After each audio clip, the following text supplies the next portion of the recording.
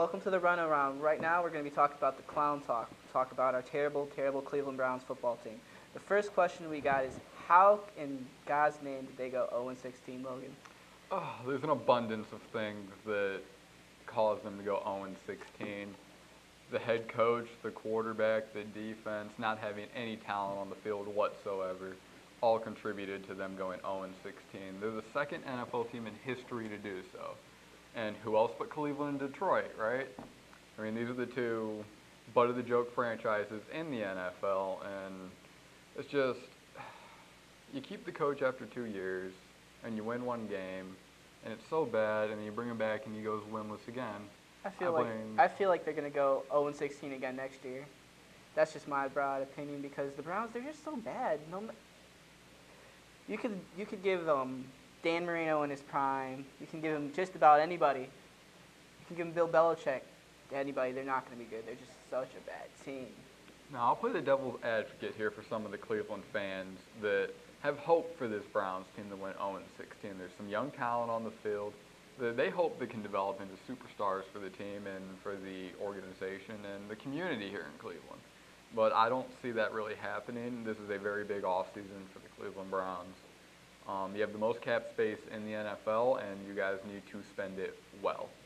I'm a very firm believer if you have another terrible season like this again, you will lose the Cleveland Browns here in Cleveland once again.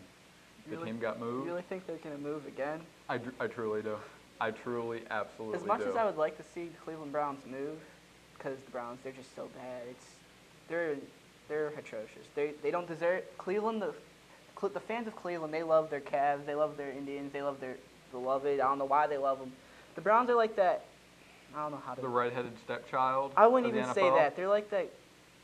They're like the girlfriend that you keep around just because her dad's rich. Well, I don't know why you just keep it. That's a different topic, but I don't see the team turning it around anytime soon. I mean, you can call me a hater for the Browns all you want. I don't see myself as a hater. I'm a realistic personality. And that's what this city needs, is somebody who's very realistic with this Cleveland team. You're like the Skip Bayless of the city of Cleveland. I'm not the Skip Bayless. I say real things here that I truly believe, and if people don't like hearing it, that's just their fault. They don't want to hear the truth. And another big thing they need to do this offseason is they need to hit home runs in the draft. In the past 10 years with the draft, they've only hit one home run, and that's Joe Thomas. And besides that, you've had bust after bust. Joe Hayden, Phil Taylor, Justin Gilbert, who's not even in the NFL anymore. Well, I wouldn't call Joe Hayden really a bust. He was a Pro Bowler. He couldn't stay healthy. And now he's in Pittsburgh he's the first time he's ever made the playoffs, and he's going to lose to the Patriots. So he's still not going to win a Super Bowl. That's true, but I wouldn't really call him a bust. But you did bring up Phil Taylor. He's a guy that Cleveland traded down to get, and they had the 6th overall pick in, I believe, 2012 at the time, and they could have grabbed Julio Jones, a star wide receiver at the time out of Alabama, and now he's in Atlanta. And they didn't want him. Okay, then you grab a fat defensive tackle that's out of the league in 4 years. It's such a Cleveland move, and I don't understand how they sit there and keep doing it. Like I said earlier, this is the biggest offseason in Browns history. Okay, if they do not hit in this draft, they have 2 picks in the top 5. They have 1 and 4. If you do not hit on 1 and 5, 1 and 4, you may lose the Cleveland Browns. If you sit there and you take a quarterback like Josh Rosen, and at 4 you take somebody like Orlando Brown, those players are not franchise changers. They will cause you to lose your Cleveland Browns. I honestly don't, as much as they need new ownership more than they need. Like Jimmy Haslam, he doesn't even care about football. He cares more about his soccer team than he does about the Cleveland Browns, and that shows on the field because they're 0-16. They should have fired Hugh Jackson after 1-15. If I was the Browns owner, I wouldn't have kept him. God, for not after 0-16. As you said earlier, like you said this before, if you put a melon, dress him up give him a little coaching hat, give him a little microphone, give him a play sheet in front of him, give him 2 years. He might not win one game, but he's only one game better than Hugh Jackson. You're absolutely right. But Cleveland fans are very fickle. They say, we want a stable coach. Okay, you guys get a coach that everyone was very happy to get when he was in there. And now that Hugh Jackson's in there, everyone loved Hugh Jackson when he came in from Cincinnati. Everyone was really cool with him being the head coach and being like, okay, he might be our guy. Then he goes 1-15, and now everyone demands him being fired. That's just fine. I'm not a Cleveland fan. I'll be the first one to tell you. I hate all sports here in Cleveland. You hate all sports here in Cleveland? Every single one of them. I don't hate all sports here in Every Cleveland. single one Not of to them. get off topic of this tragic thing we have as the Cleveland Browns, but I like the Cavs. I like LeBron. If LeBron ever LeBron left, I have to root for a winning team. That's the reason why I don't root for the Browns.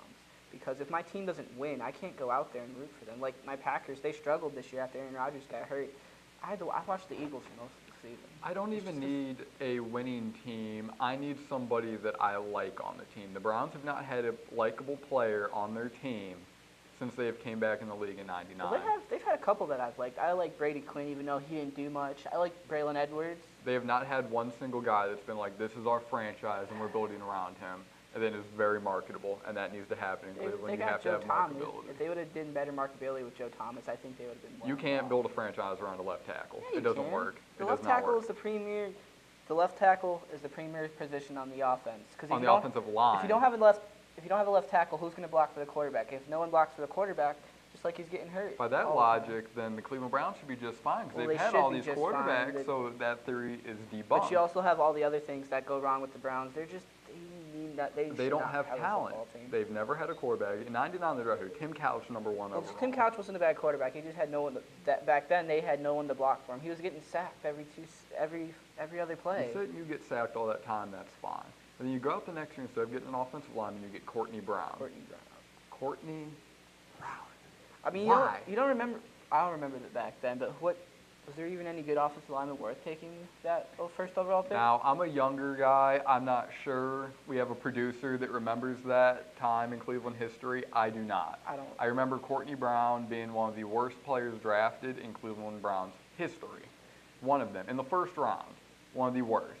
Justin Gilbert's one of the worst in the last 5 years.